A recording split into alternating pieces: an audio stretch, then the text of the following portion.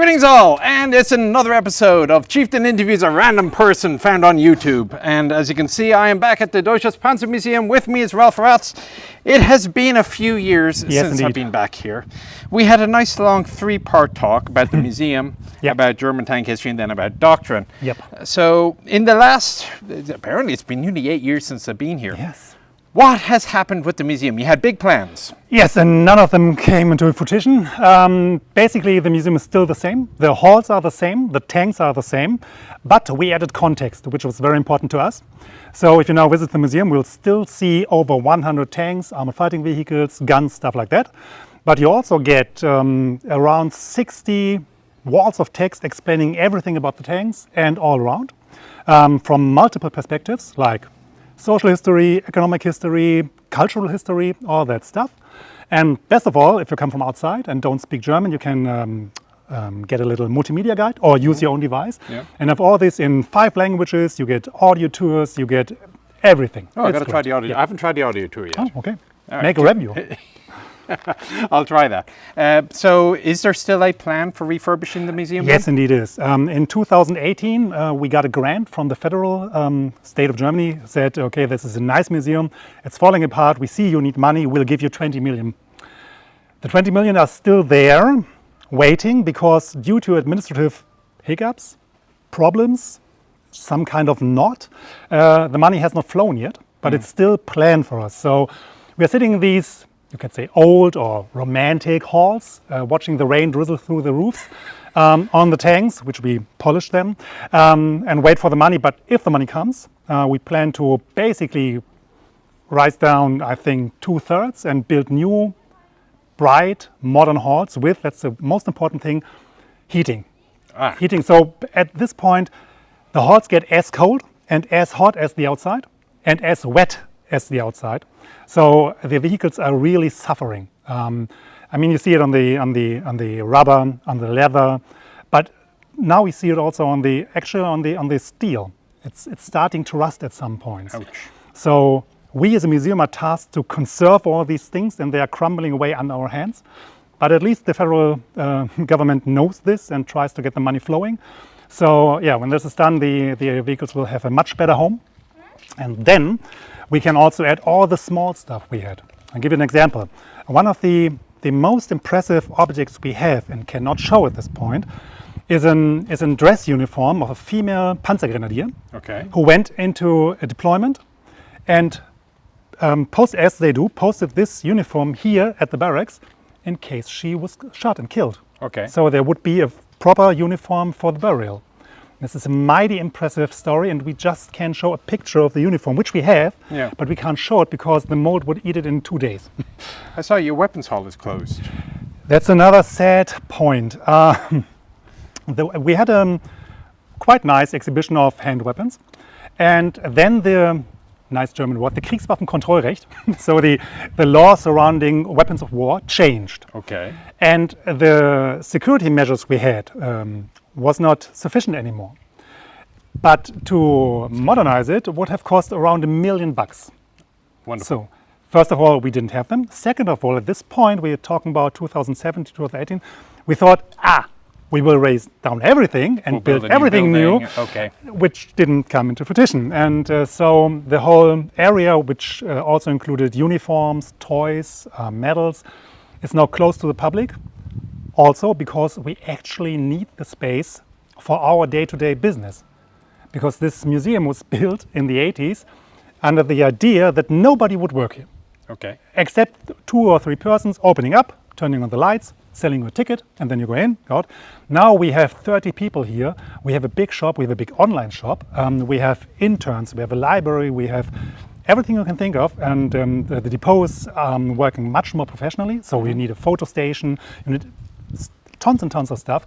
So we just needed rooms, and both clicked very well together. So yes, the exhibition is a little bit smaller, but the workings of the museum are much better for that. So at least your 30 guys, are they all volunteers or full-timers? But none of this. We have 4 full-timers, 5 full-timers actually, but one is on a half a job, on a part-time.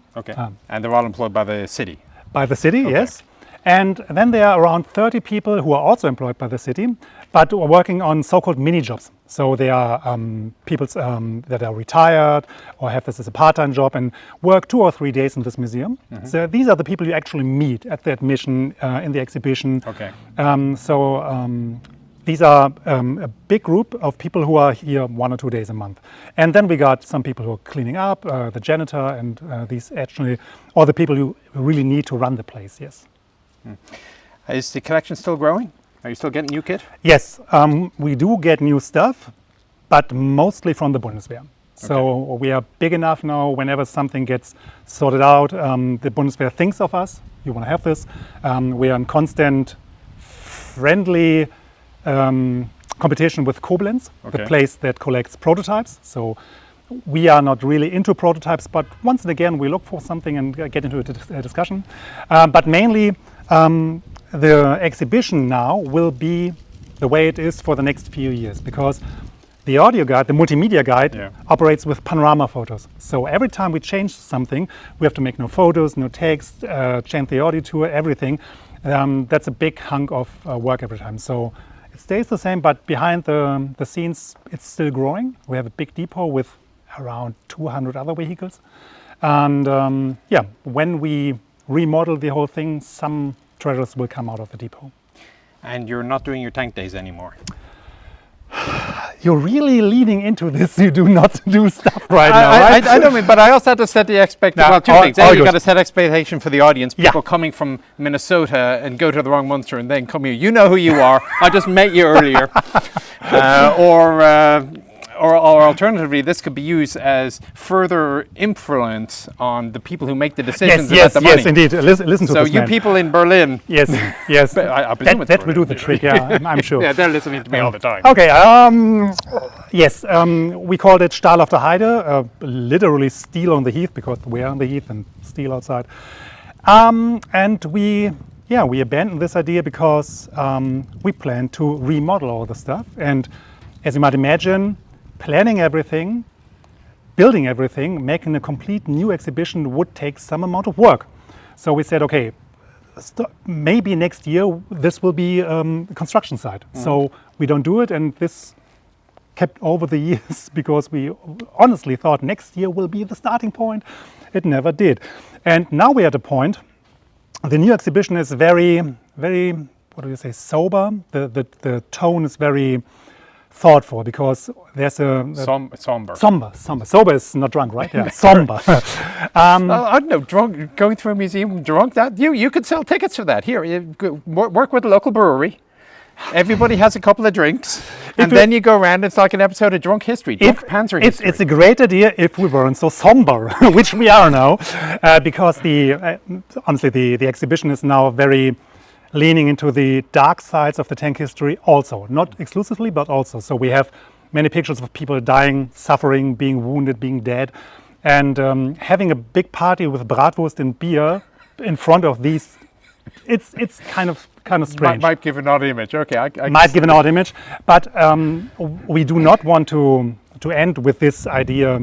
It doesn't fit here, it just has to be somewhere else. So we're in Munster, we are surrounded by training grounds. Yes. And the idea is, and to get a bonus of that, the idea is to get out on the training grounds, make the event there, and when we are out, we can really drive around. Because if you remember, our event was very small. It's almost in a parking lot. Yes, it's a parking lot over there. It's I don't know, a fifth of the area Bovington has. Yeah. So it was always nice, but small. Small. So our idea is, okay, we stopped that. We did it often enough, honestly. And then if everything goes on again, we make it bigger, better, louder, and with more fun, and with more beer and bratwurst. It could be a recruiting event. At least in the US, if you say anything can be a recruiting event for the army, they will give you assistance. Yeah. The point is the army itself is not the problem here, because they want this event too. But of course, as you might imagine, the Bundeswehr getting in Kriegstüchtigkeit, war fighting abilities back, they have to do other stuff right now. And there are some people we are helping right now who have their own problems at their homes. So they are just working round the clock. So that's the problem. And if you go outside on the training ground, for example, you just have to to build the whole infrastructure on a green field. And that's more work than do it here, so understandable. Over the last couple of years, has the museum attendance grown, or has it stayed the same? It has. We made a significant jump in the last years from around 110,000 visitors per year to 120, 125,000. Any idea why? Not Putin, also Putin, but in the year Russia invaded Ukraine, we had, I think, around 300 contacts with the press here. TV was here, radio was here, all the newspapers were here. We actually were explaining these people what combined arms warfare is, for example. I actually had the chief of a big German newspaper who asked me if the German word Schützenpanzer, infantry fighting vehicle, comes from the idea that it's in German, it schützes the soldiers, it protects the soldiers, when in German comes from infantry fighting man. So the basic understanding, what is a battle tank, what is an infantry fighting vehicle, what is combined arms warfare, what is everything, we had to explain to them. And this is not to demean them, they were willing to learn, but they had a steep curve to learn. So I was sitting here basically the whole year explaining to people who never heard of a Gepard, what is air defense now, all that stuff. So they get their footing in the topic and were able to report properly. But in this year, when everybody was interested in the outbreak of the war, our numbers were pretty normal. In the next year, they grow steeply, and I hope and think, mainly because we had so many press contacts, we could make very good advertisements about the new exhibition we have. So all the papers who were in good contact with us made some reports about that Munster has a new exhibition, and now the general heightened interest in military and security fell together with a new exhibition, and from there on the numbers rose. So what's next? Yeah, two things. If the money comes versus if the money doesn't come. Exactly, optimistically, and there are some signs that could happen. The next year could bring the start of the planning to make everything new. That would mean we would be completely involved in doing all things new for 3 years, I guess. If you do that, is the museum going to shut down? No. We're going to open overlapping, so the parts that are worked on are obviously closed, but the other parts are open. And my idea would be, and I hope the administration agrees, that we have some kind of free fee. So you decide what you pay because you don't get the whole museum. But then again, some people are very happy with a few tanks, so they maybe pay 20, and other people say, it's a construction site and it's all loud, I only pay 3, something around this. But we want to stay open partially. We want to make many videos, maybe some kind, if security allows, of webcams, online cameras from the construction site. So it's all the time the museum will be in the heads of people. And I think 3 years is realistic from first agreements about who does what till opening again. If the money doesn't come, incremental improvement all around. So for example, at this point we have no area where we explain how ammunition of tanks works. And one project we're working on right now is a proper classical ammunitions exhibition and multimedia stations with animations, explanations, how all this stuff works, for example. These kind of projects we would do then and improve what we have. All right. So we're going to do a topic change now. So last time we were here, we ended up doing 3 videos. One was the museum, one was doctrine, and one was the history of the equipment. So let's go on to doctrine. Yay. And last time we were here, we had a nice conversation about whether or not Guderian was a little bit overrated. And the answer was kind of yes. Kind of, very much. And you said that if I come back another time, we can talk about Rommel. Well, guess what? I'm back and we're going to talk about Rommel. Damn you, yes, they hear me. Okay. All right, so again, it's one of those kind of persons of perceived extremes. So he is the great genius, the desert fox, and so on. And other people go, he hit his peak when he was a battalion commander. Maybe a little higher, but that was the end. And when he was invading France, he was irresponsible, he was insubordinate, and he just got lucky. Yeah, why not both? And there's more to this, because the same goes for everything political. Was he an apolitical general just used by the system, or was he a fervent Nazi, or was he even in the resistance? One does not know. And the most interesting thing is, it always comes, seems to me, it always comes as a package.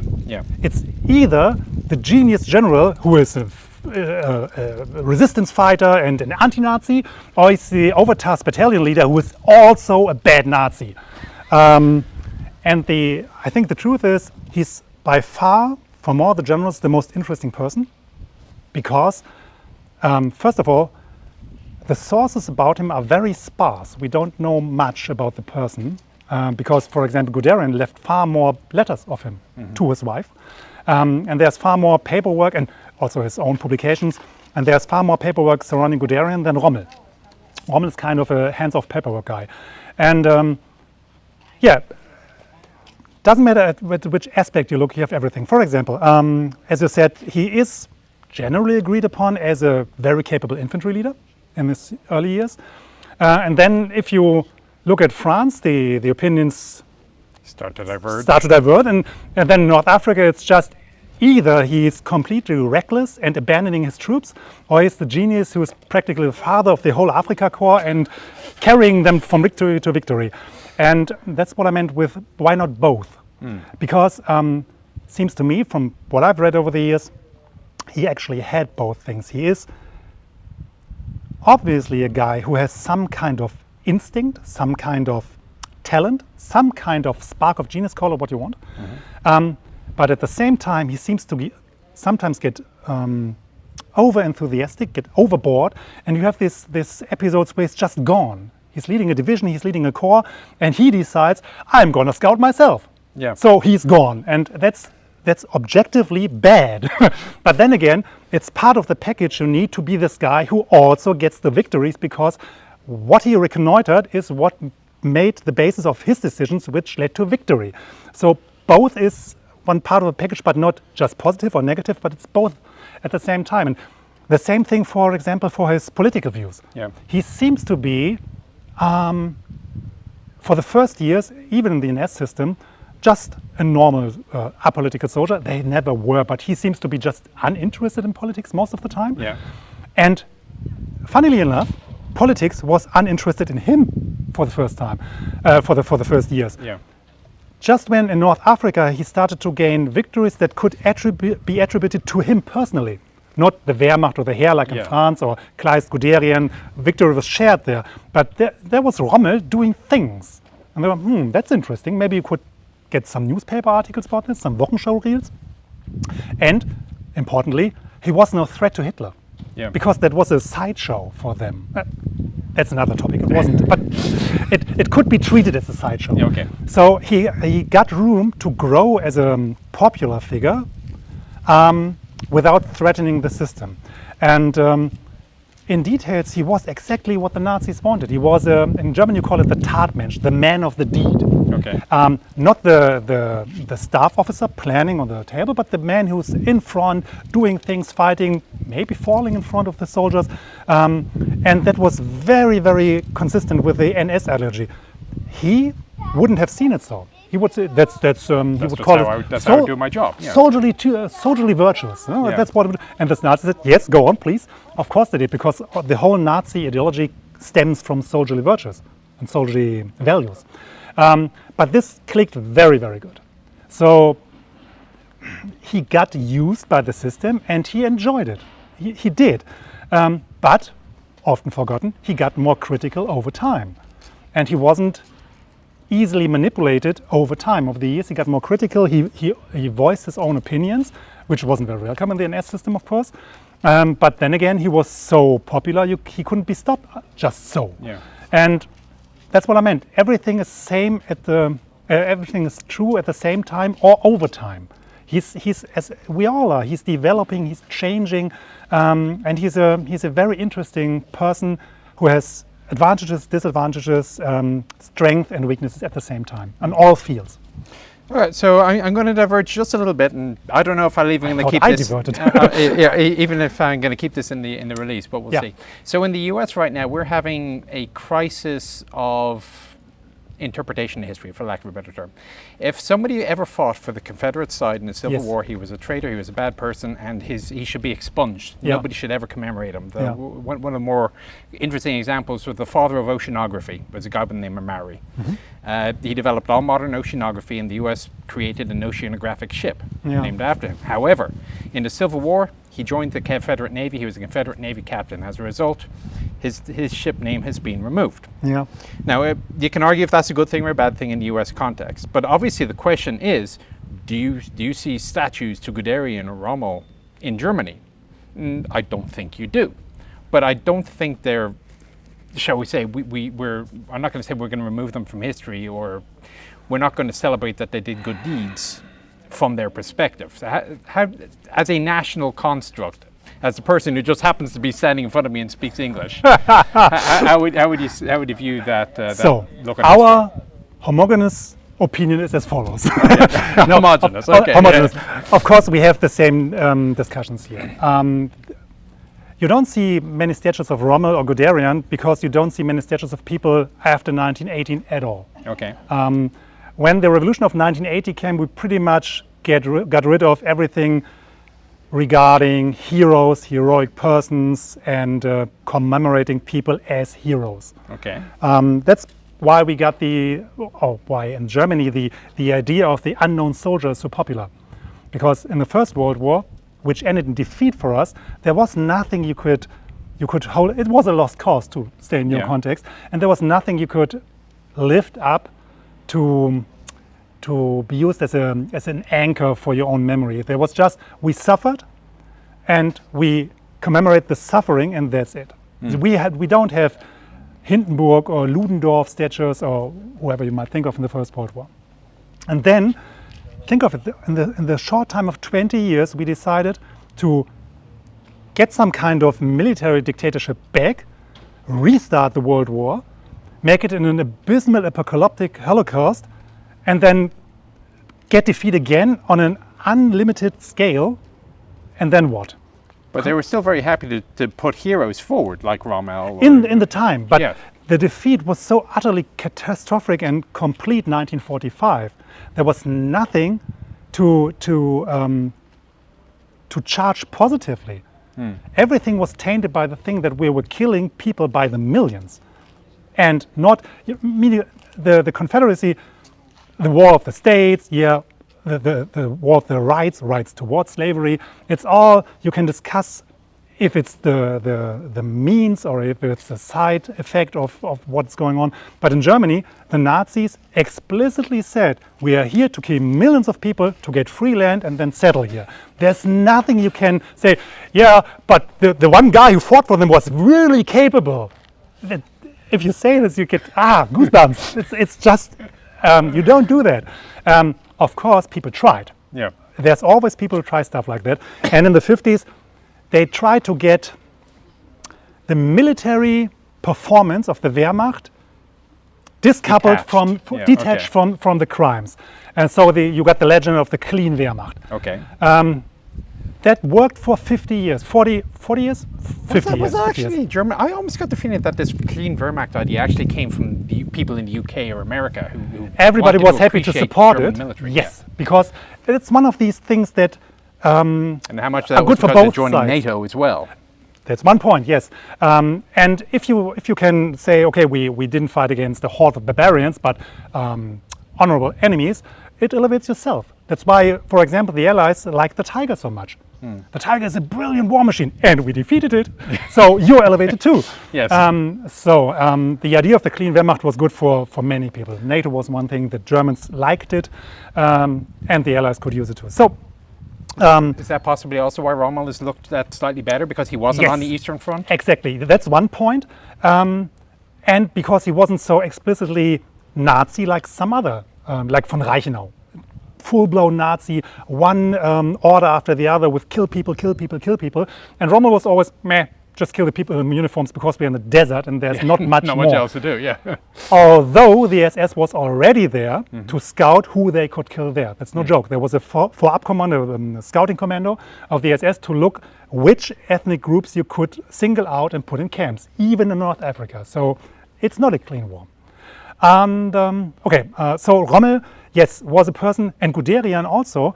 If you only look at what he wrote and his operational successes and try to push aside what's happening around this and what these operational successes were for, then it's a nice time.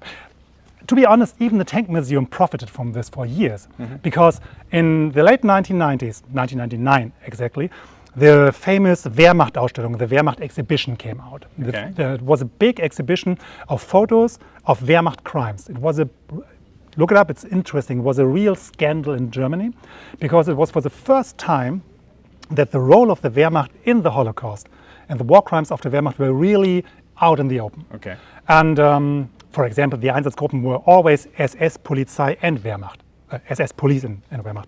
All this came out, and there was a real big fight in the society of the older people who said, nah, that's all lies, and the young people, nah, that's all true. Turns out many of the photos were wrongly commented, so Yes. there was an open flank, and then it got reworked, and the next one was better. But it was a process of 3 or 4 years. It was very hurtful for many people. But after that, it was kind of a catharsis. After that, the idea that the Wehrmacht was involved in the crimes of the Vernichtungskrieg, of the war of annihilation, is not to be debated anymore in the mainstream. Okay.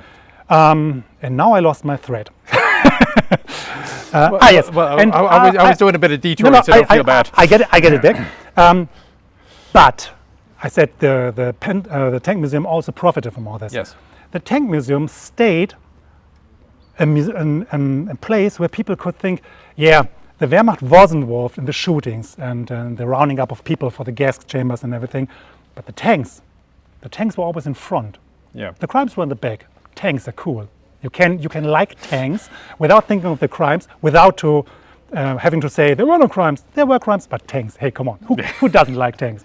So around comes Felix Römer, 2006, with a big monography about the war crimes of the Panzertruppe, of the armor branch, because they did their crimes too, but specific crimes. For example, you are a tank man, you are in front, Yeah. you are under pressure. You don't have time to take prisoners. Exactly. So the famous Kommissarbefehl, the Commissar order, to kill everybody, to kill every political soldier. I don't know the English term right now. Commissar, yeah. Commissar, the political people of the Political party. officers. Yes, political officers. Kill everybody you get your hands on, and then move on. They have a far higher rate of doing this than other divisions. They did it because they had no time. You bam and go on, and that's the specific crime of the Panzertruppe. It's not the same as rounding up tens of thousands of civilians, but it's a crime. So when we bring this into the museum, still 25 years after the big Wehrmacht exhibition, people get touchy sometimes about it. But in the main, people are okay with it. And it's easier for them because the whole kind of how we talk about tanks changed. Because yes, we say, look, they were used for war crimes. Look, they kill people. But then again, look, they liberated the concentration camps. They were on the Iron Curtain during the Cold War on our side too. They defended democracy. Yes, people get crunched under tanks. It's sad.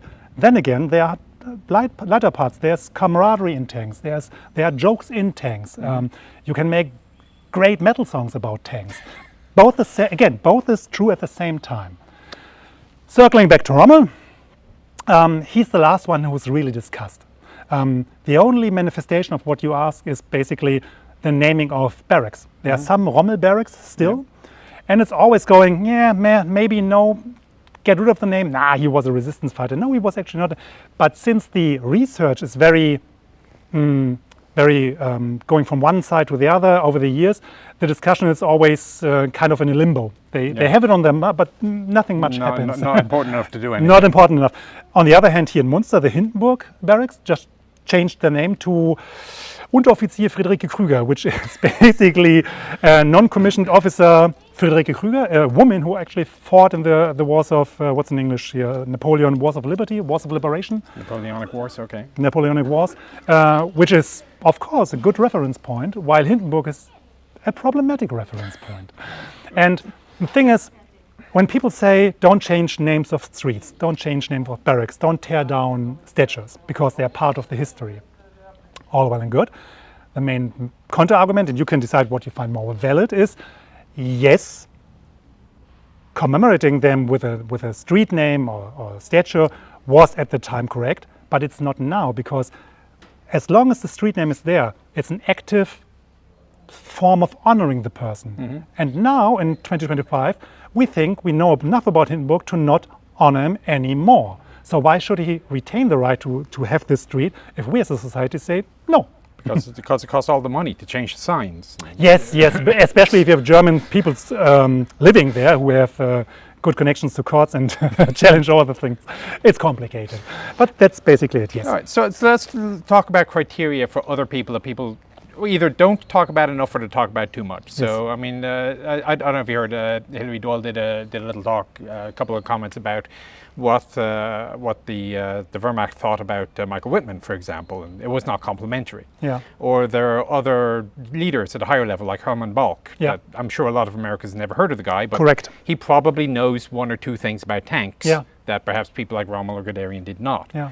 So who are the hidden characters, shall we say, who should be discussed more as practitioners or as theorists that we haven't Didn't we discussed touch on before? this 7 We years ago? did with Lutz in particular. Yeah. And when we were talking about Heimansberger and Volkheim, the... but I we, mean, but we I have don't a thi- new but I don't think audience. we Yes, mentioned- yes, I don't yes. thi- yeah, that, and I don't think we mentioned Balk in the last Okay. one, for example. Yeah, Balk is not my strong suit because I never dug into this guy. But the thing where I'd like to change people's opinions about is mainly the interwar period, if you let me. Yes. Because of Guderian again. And I mean, the practitioners are always, to a high degree, dependent on what they get. Take, for example, Rommel again. I get back to your question. But Rommel is often called upon for not caring about logistics. He did.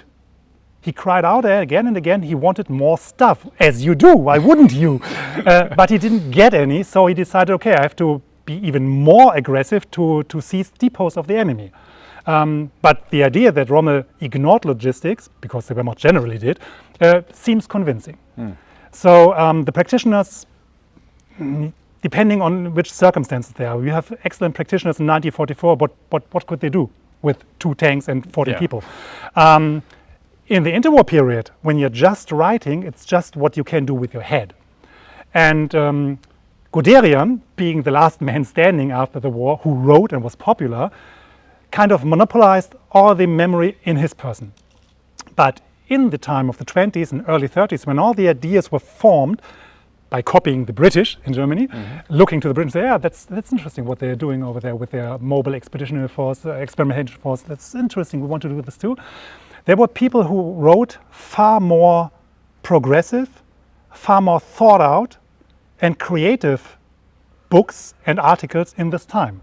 And to answer a question, that would be Ritter von Heimansberger, that's an Austrian actually, and Volkheim, one of the few World War I tank veterans who then got into writing stuff. And Lutz again, but look at the old videos, there is.